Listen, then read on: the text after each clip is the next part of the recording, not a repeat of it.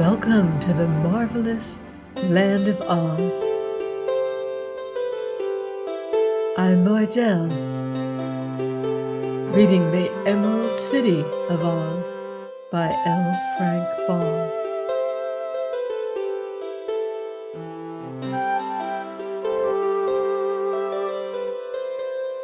Chapter 19. How Bunnybury Welcomed the Strangers. Dorothy left Bunbury the same way she had entered it, and when they were in the forest again, she said to Billina, "I never thought that things good to eat could be so disagreeable." "Often I've eaten things that tasted good but were disagreeable afterward," returned the yellow hen. "I think, Dorothy, if eatables are going to act badly, it's better before than after you eat them." "Perhaps you're right," said the little girl with a sigh. "But what shall we do now?" "Let us follow the path back to the signpost," suggested Billina. "That will be better than getting lost again." "Why, we're lost anyhow," declared Dorothy. "But I guess you're right about going back to that signpost, Billina." They returned along the path to the place where they had first found it, and at once took the other road to Bunnybury. This road was a mere narrow strip, worn hard and smooth, but not wide enough for Dorothy's feet to tread. Still it was a guide, and the walking through the forest was not at all difficult. Before long they reached a high wall of solid white marble, and the path came to an end at this wall.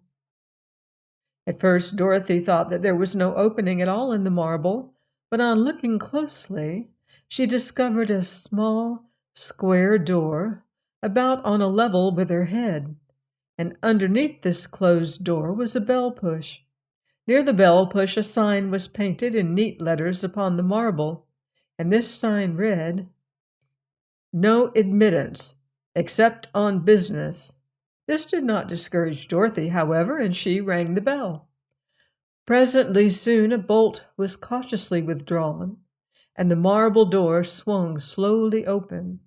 Then she saw it was not really a door, but a window, for several brass bars were placed across it, being set fast in the marble and so close together that the little girl's fingers might barely go between them. Back of the bars appeared the face of a white rabbit, a very sober and sedate face, with an eyeglass held in his left eye and attached to a cord in his buttonhole. "Well, what is it?" asked the rabbit sharply. "I'm Dorothy," said the little girl, "and I'm lost and—" "State your business, please," interrupted the rabbit. "Oh, my business," she replied, "is to find out where I am, and—" "No one is allowed in Bunnybury without an order or a letter of introduction from either Ozma of Oz or Glinda the Good," announced the rabbit. "So that settles the matter," and he started to close the window. "Wait a minute," cried Dorothy. "I've got a letter from Ozma." "From the ruler of Oz?" asked the rabbit doubtingly. "Of course. Ozma's my best friend, you know. And I'm a princess myself," she announced earnestly. Yeah. Well, let me see your letter," returned the rabbit, as if he still doubted her. So she hunted in her pocket and found the letter Ozma had given her. Then she handed it through the bars to the rabbit, who took it in his paws and opened it. He read it aloud in a pompous voice, as if to let Dorothy and Billina see that he was educated and could read writing. The letter was as follows. "It will please me to have my subjects greet Princess Dorothy, the bearer of this royal missive, with the same courtesy and consideration that they would extend to me." Oh, well, it is signed Ozma of Oz," continued the rabbit, "and it is sealed with the great seal of the Emerald City. Well, how strange, how remarkable." "Well, what are you going to do about it?" inquired Dorothy impatiently. "We must obey the royal mandate," replied the rabbit. "We are subjects of Ozma of Oz, and we live in her country. Also, we are under the protection of the great sorceress Glinda the Good, who made us promise to respect Ozma's commands." Then, "May I come in?" she asked. "I'll open the door," said the rabbit. He shut the window and disappeared. But after a moment, a big door in the wall opened and admitted Dorothy to a small room, which seemed to be a part of the wall and built into it. Here stood the rabbit she had been talking with, and now that she could see all of him, she gazed at the creature in surprise. He was a good-sized white rabbit with pink eyes, much like all other white rabbits, but the astonishing thing about him was the manner in which he was dressed. He wore a white satin jacket embroidered with gold and having diamond buttons. His vest was rose-colored satin with tourmaline buttons. His trousers were white to correspond with the jacket, and they were baggy at the knees, like those of a Zouave, being tied with knots of rose ribbons. His shoes were of white plush with diamond buckles, and his stockings were rose silk. The richness and even magnificence of the rabbit's clothing made Dorothy stare at the little creature wonderingly. Toto and Billina had followed her into the room, and when he saw them, the rabbit ran to a table and sprang upon it nimbly. Then he looked at the three through his monocle and said, "These companions, Princess, cannot enter Bunnybury with you." "Why not?" asked Dorothy. "In the first place, they would frighten our people, who dislike dogs above all things on earth, and secondly, the letter of the royal Ozma does not mention them." "But they're my friends," persisted Dorothy, "and go wherever I go." "Not this time," said the rabbit decidedly. "You yourself, Princess, are a welcome visitor since you come so highly recommended, but unless you consent to leave the dog and the hen in this room, I cannot permit you to enter the town." "Never mind, Dorothy," said Billina. "Go inside and see what the place is like. You can tell us about it afterward, and Toto and I will rest comfortably here until you return." This seemed the best thing to do, for Dorothy was curious to see how the rabbit people lived, and she was aware of the fact that her friends might frighten the timid little creatures. She had not forgotten how Toto and Billina had misbehaved in Bunbury, and perhaps the rabbit was wise to insist on their staying outside the town. "Very well," she said, "I'll go in alone. I suppose you're the king of this town, aren't you?" "No," answered the rabbit. "I'm merely keeper of the wicket, and a person of little importance, although I try to do my duty. I must now inform you, Princess, that before you enter our town you must consent to reduce." "Reduce what?"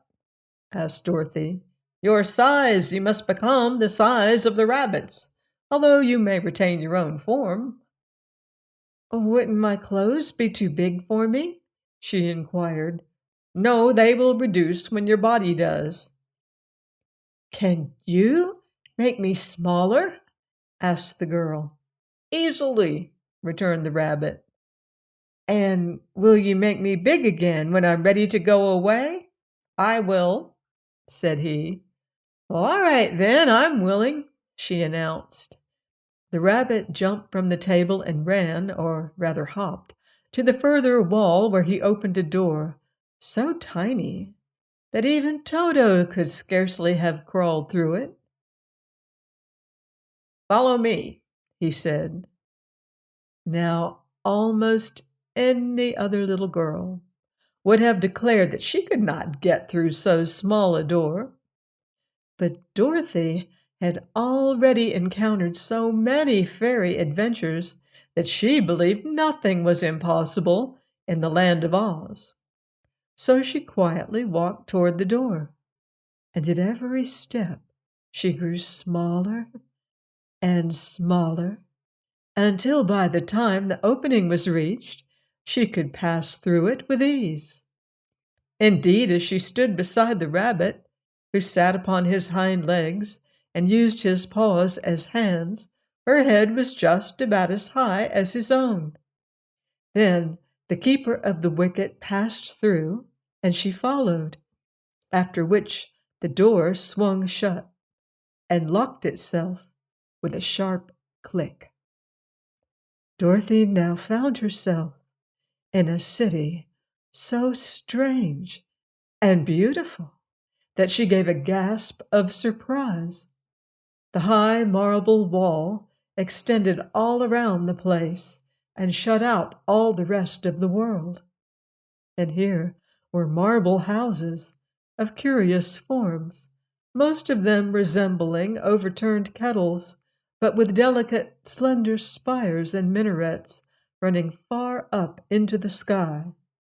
The streets were paved with white marble, and in front of each house was a lawn of rich green clover. Everything was as neat as wax, the green and white contrasting prettily together. But the rabbit people were, after all, the most amazing things Dorothy saw. The streets were full of them, and their costumes were so splendid that the rich dress of the keeper of the wicket was commonplace when compared with the others. Silks and satins of delicate hues seemed always used for material, and nearly every costume sparkled with exquisite gems. But the lady rabbits outshone the gentleman rabbits in splendor, and the cut of their gowns was really wonderful. They wore bonnets, too, with feathers and jewels in them, and some wheeled baby carriages, in which the girl could see wee bunnies. Some were lying asleep, while others lay sucking their paws and looking around them with big pink eyes. As Dorothy was no bigger in size than the grown-up rabbits, she had a chance to observe them closely before they noticed her presence. Then they did not seem at all alarmed, although the little girl naturally became the center of attraction, and all regarded her with great curiosity. "Make way!" cried the keeper of the wicket in a pompous voice. "Make way for Princess Dorothy, who comes from Ozma of Oz." Hearing this announcement, the throng of rabbits gave place to them on the walks, and as Dorothy passed along, they all bowed their heads respectfully. Walking thus through several handsome streets, they came to a square in the center of the city.